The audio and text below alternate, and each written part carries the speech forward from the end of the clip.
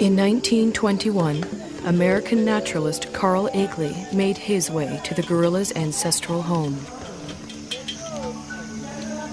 The Virunga volcanoes, in what was then the Belgian Congo.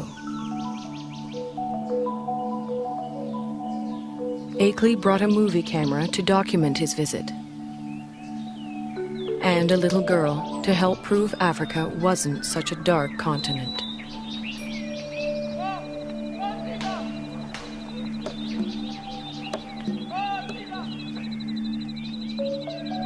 But there was much more to Akeley's expedition.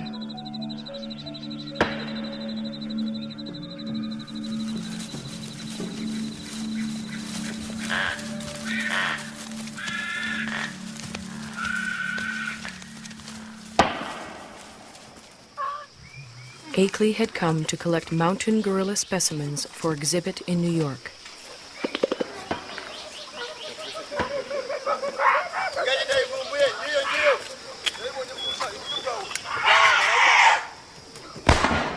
But each time the men stared into the eyes of a dead mountain gorilla, they saw a man-like creature staring back at them.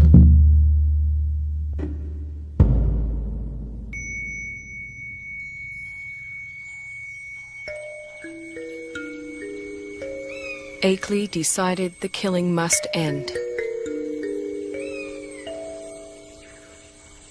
He urged Belgium's King Albert to make a permanent sanctuary of the gorilla's home.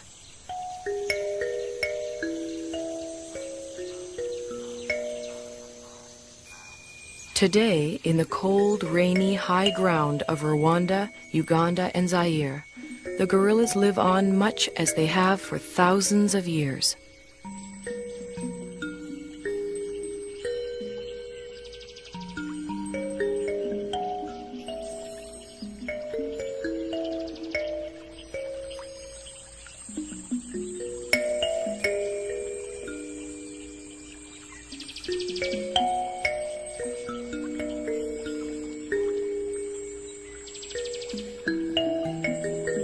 Only now their mountain home is tiny and isolated, pressed in on all sides by people and farmland.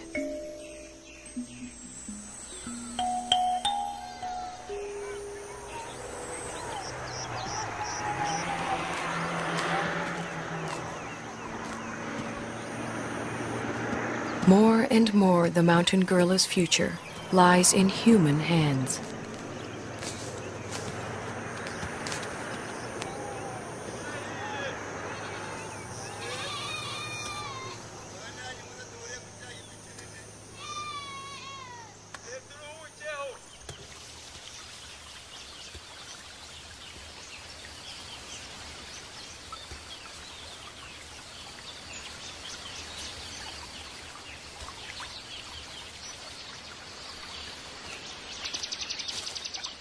American field biologist George Schaller was the first person to study mountain gorilla behavior.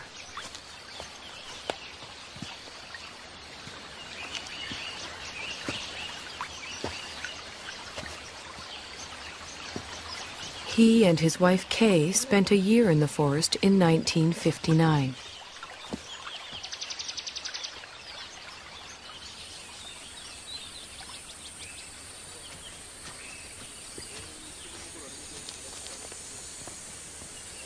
A number of other scientists have followed. Among them, current director of the Karasoke Research Center, Diane Doran. Hi. Hi. You made it. Good to see you.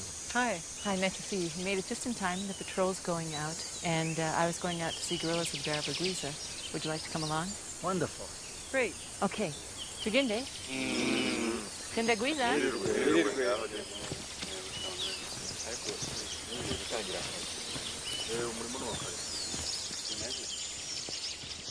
Gorilla researcher Diane Fossey established Karasoke in 1967 in the forest she grew to love.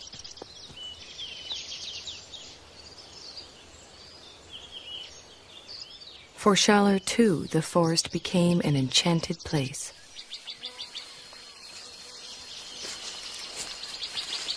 Some of my most magical moments with wild animals were watching gorillas, staying with them day and night. I used to do all my own gorilla tracking.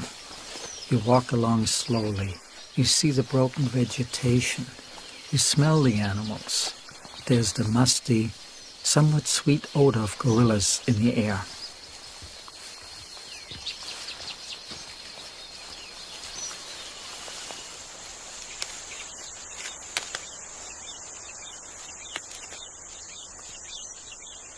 When you follow them hour after hour, you adapt to their rhythm of doing things.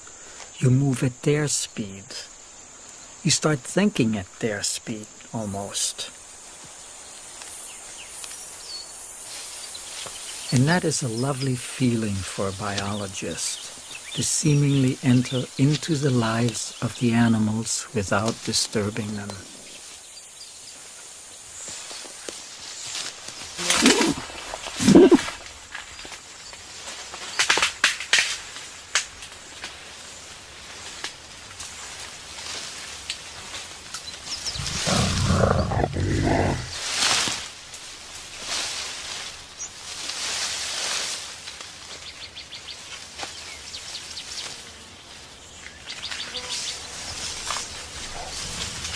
When approaching the animals, scientists try not to be too quiet. Mountain gorillas like to know when people are near.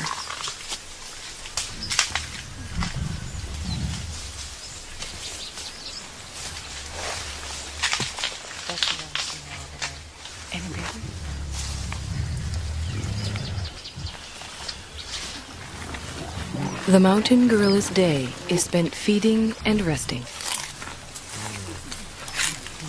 Feeding and resting, and feeding some more.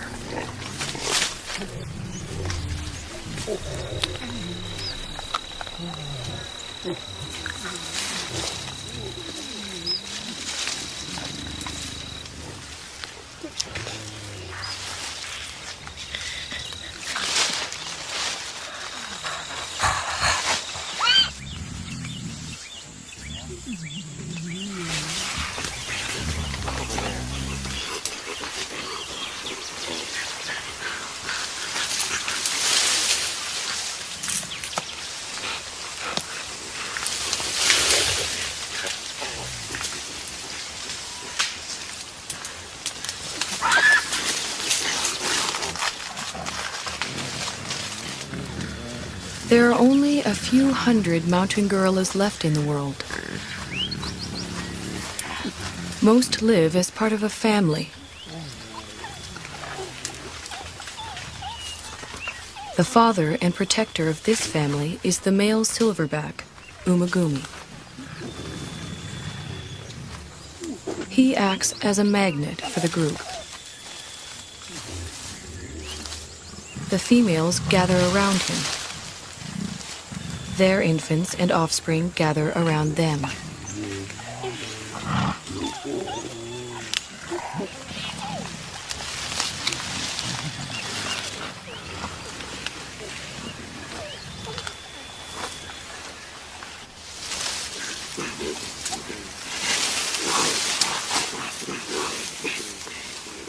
Mountain gorillas are social animals.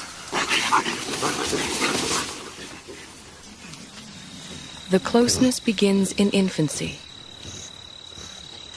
Rarely, if ever, does a mountain gorilla mother let her baby out of her sight.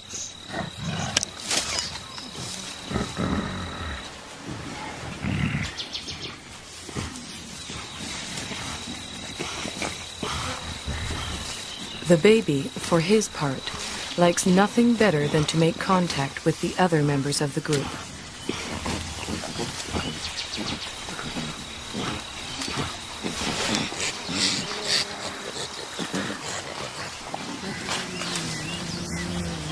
Even when they spread out to begin their daily search for food, the gorillas continue to communicate with one another.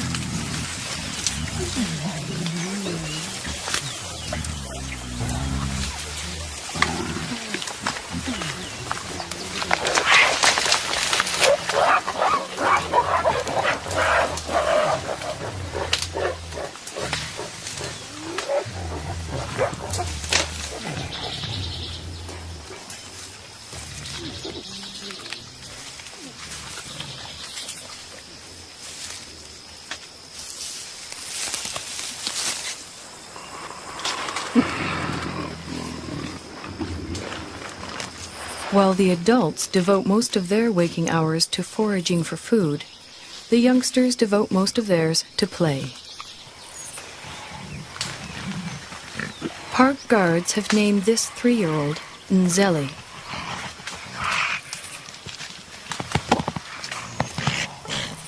They call his friend Imvura.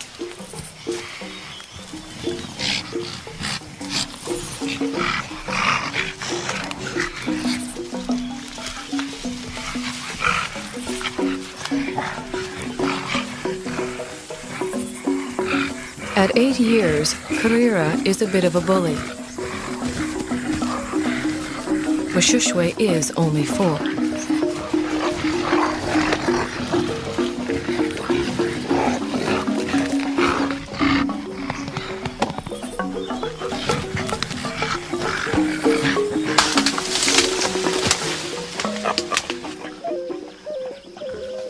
The games they play help the youngsters determine their status in the group.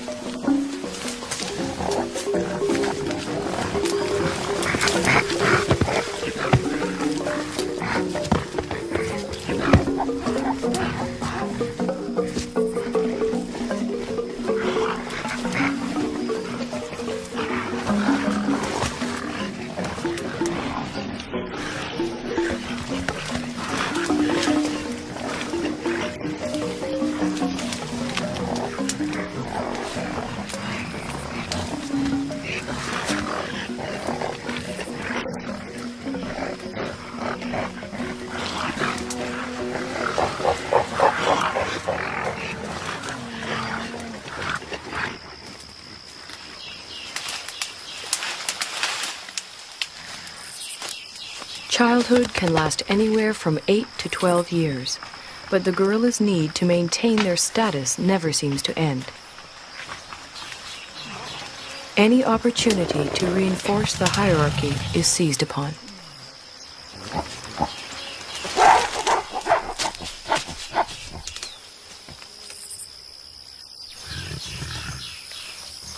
Then comes young adulthood.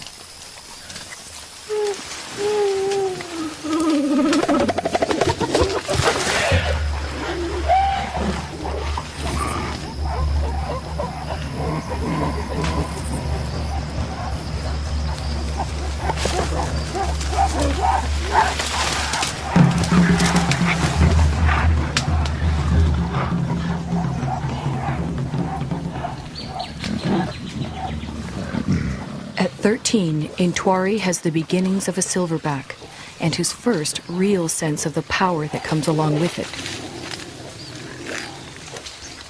He also has a dedicated young male follower.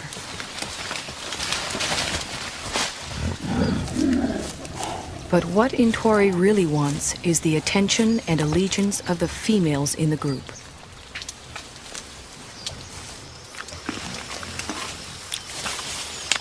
Umugumi doesn't seem too threatened by Intwari's advances towards the females.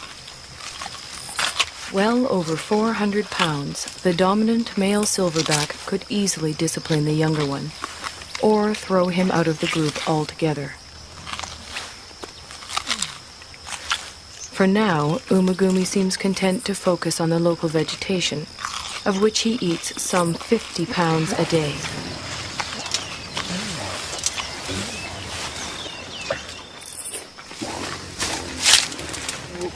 Mountain gorillas are mainly vegetarian, with a few ants and grubs thrown in for good measure.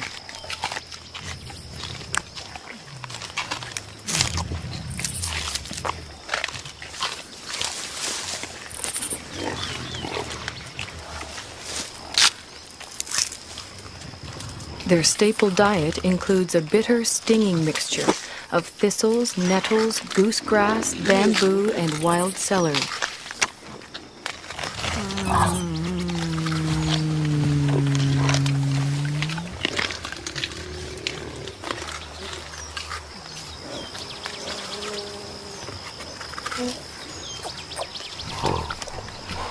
Although he has already begun to experiment with the food his mother likes to eat, Abumwe will continue to rely on her milk until he's 3 years old.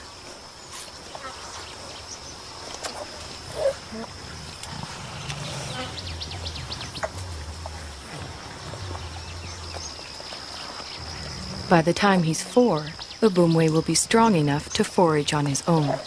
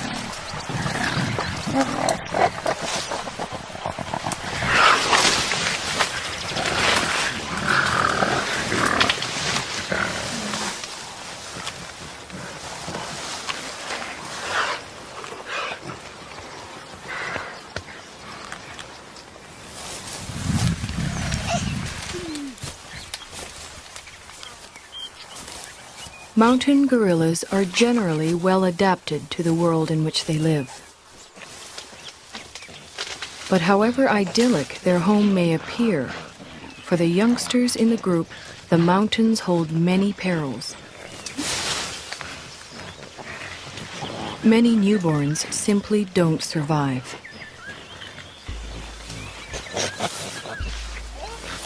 Mbele gave birth 2 days ago. It will be several months before she can even let go of her baby, much less let him out of her sight.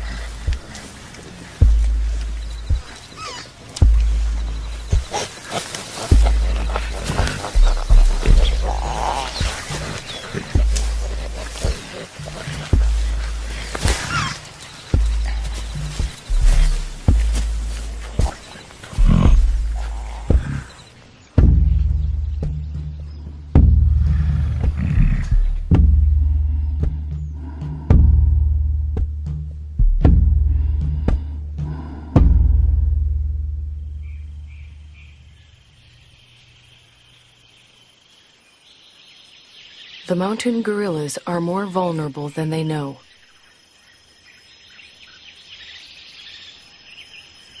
Their ancestral home is much smaller than it once was.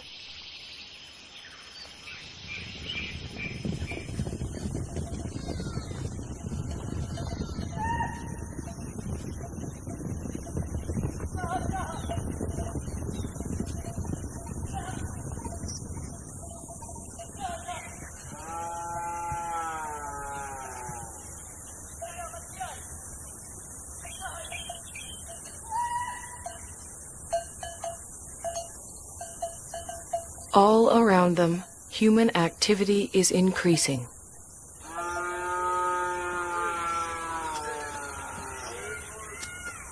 Yet the mountain gorillas continue to live and move in ways familiar to them for generations.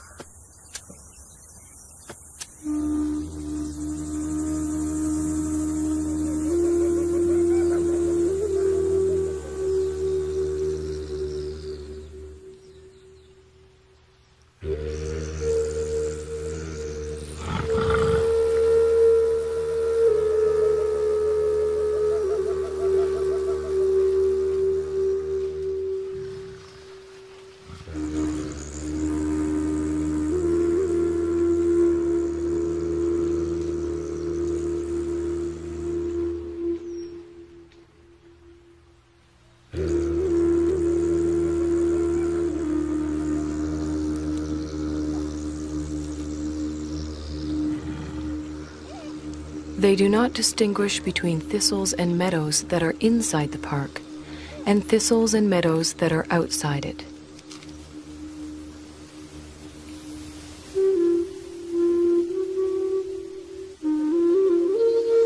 They simply go where their never-ending search for food takes them. Only now they find others there.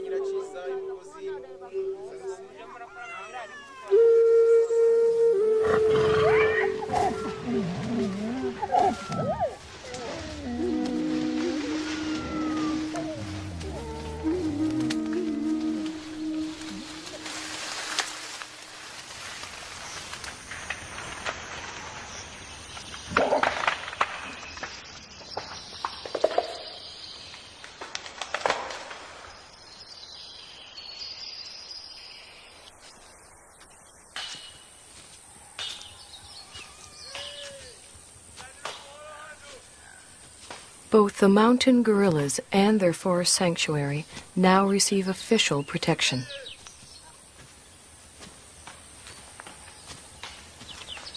Park guards and anti-poaching patrols go to the forest.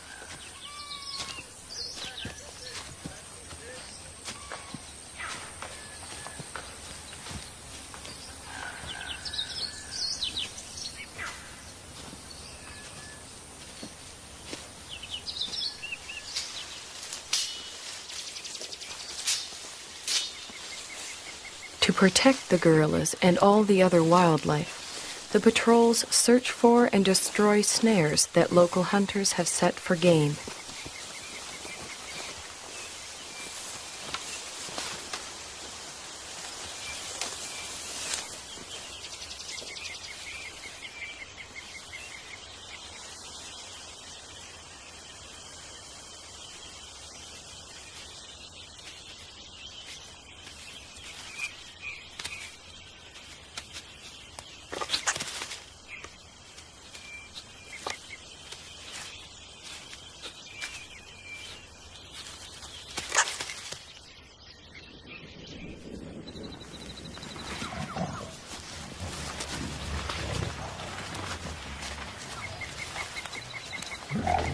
The guards search the forest, checking on the gorillas' whereabouts and welfare.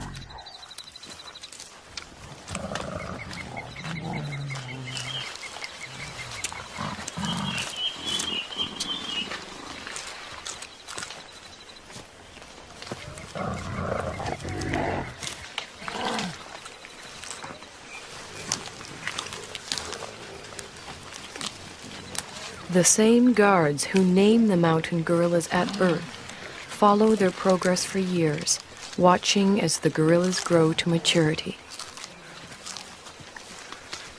Over time, a close relationship develops, a bond between the animals and the men.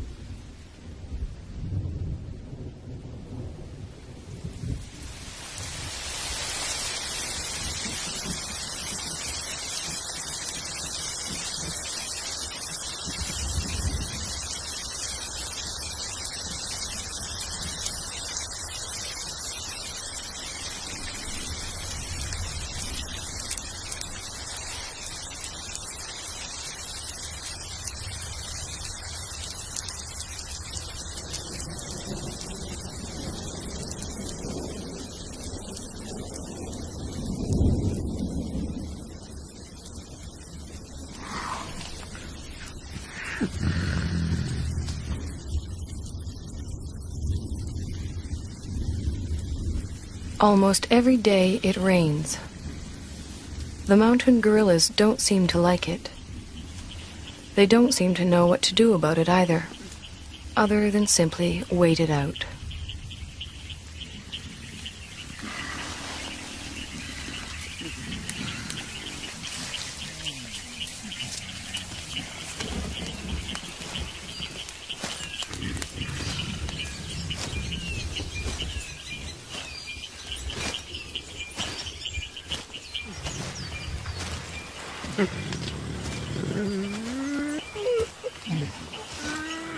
At least the rain provides them with a rich supply of food.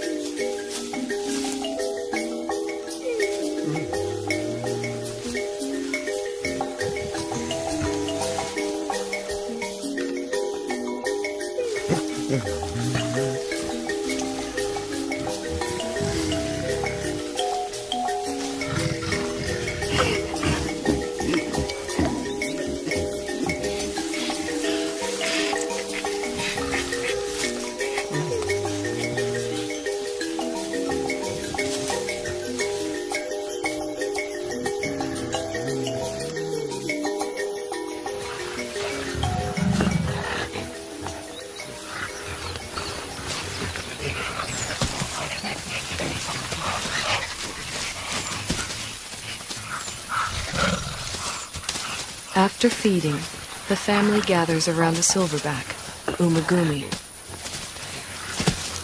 While the adults rest, the youngsters play.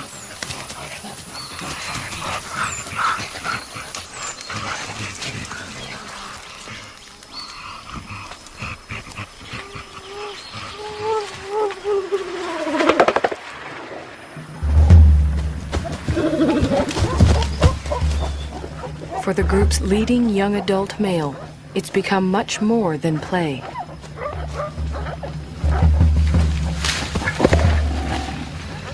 Left unchecked, Intwari's newfound strength could eventually tear the group apart.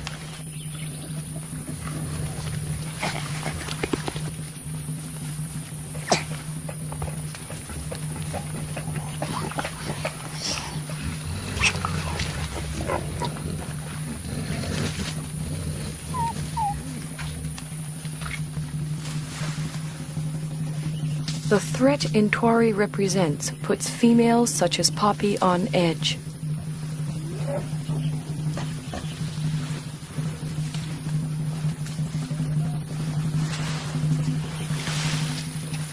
Determined to get some kind of reaction from the others, Intwari bites into an inedible plant and contemplates his next move.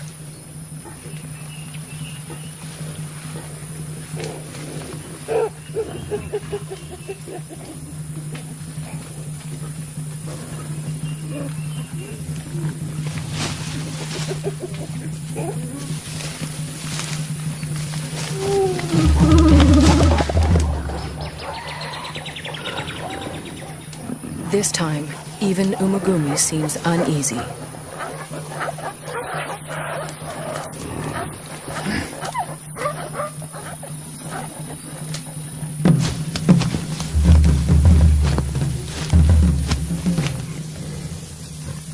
Intwari is presenting himself as their new leader, but the females don't.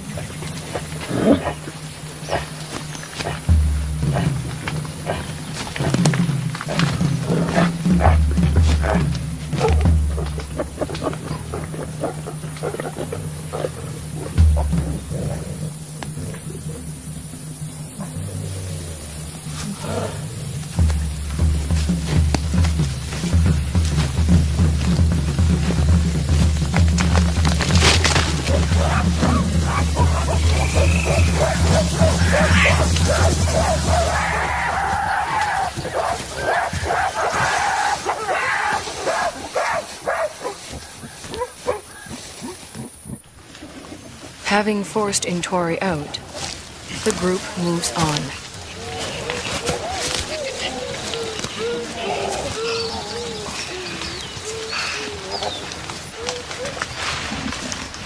Before she joins them, Poppy, still vibrating with excess energy, vents it on the first young male she can find.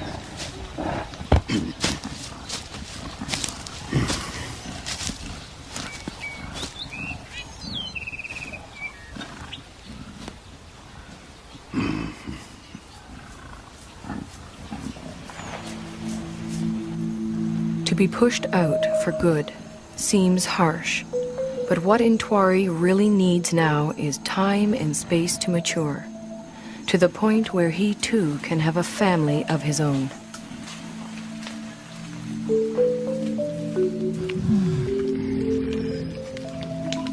The next few years are critical for Intwari. They are also critical for all the other mountain gorillas.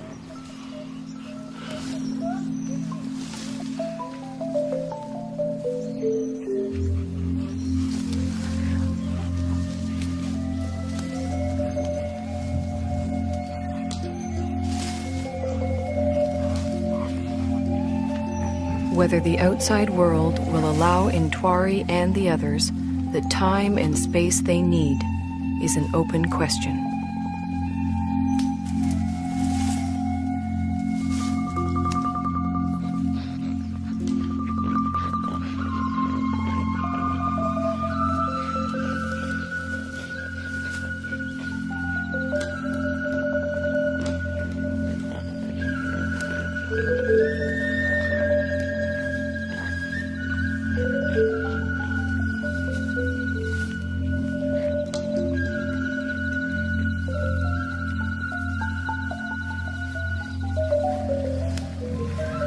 One thing is certain. If the mountain gorillas are to survive, we will have to protect them and their forest home forever.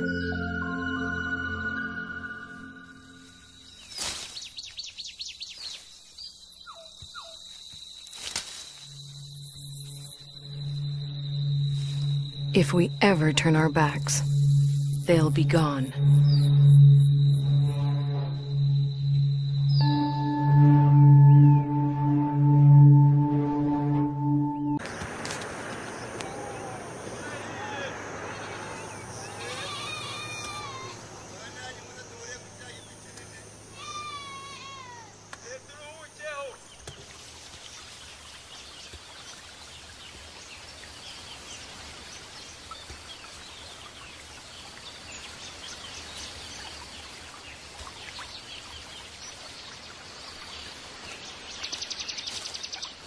American field biologist George Schaller was the first person to study mountain gorilla behavior.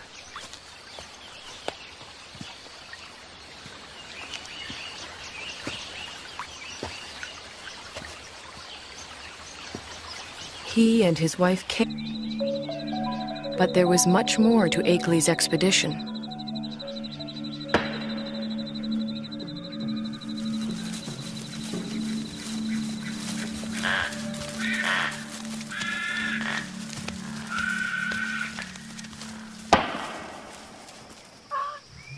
Akeley had come to collect mountain gorilla specimens for exhibit in New York.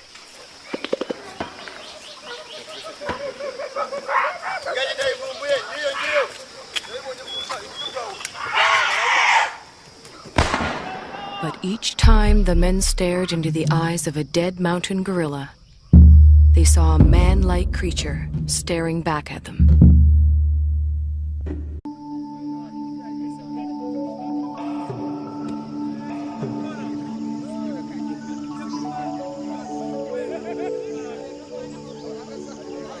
In 1921, American naturalist Carl Akeley made his way to the gorilla's ancestral home.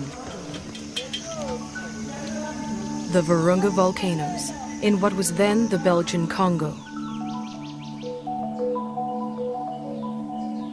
Akeley brought a movie camera to document his visit, and a little girl to help prove Africa wasn't such a dark continent.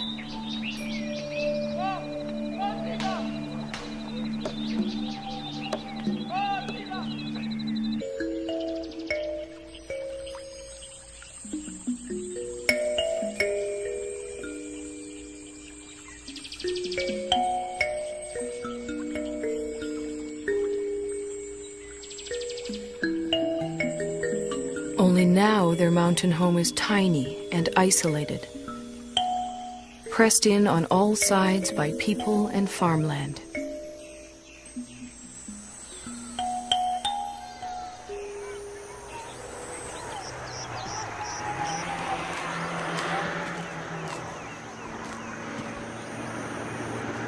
More and more, the mountain gorilla's future lies in human hands.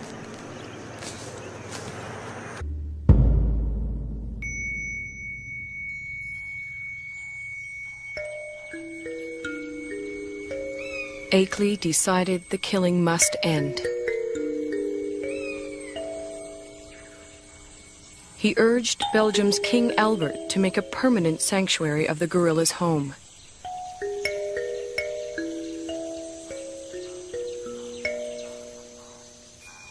Today, in the cold, rainy, high ground of Rwanda, Uganda, and Zaire, the gorillas live on much as they have for thousands of years.